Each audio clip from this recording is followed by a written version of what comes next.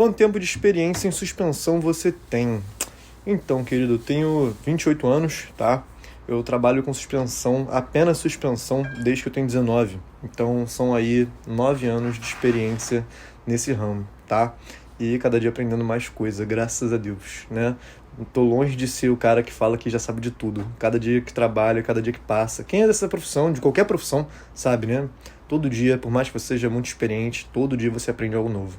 Mas já posso dizer que a grande maioria dos problemas eu já sei resolver quando o assunto é suspensão. Não só eu, como toda a minha equipe.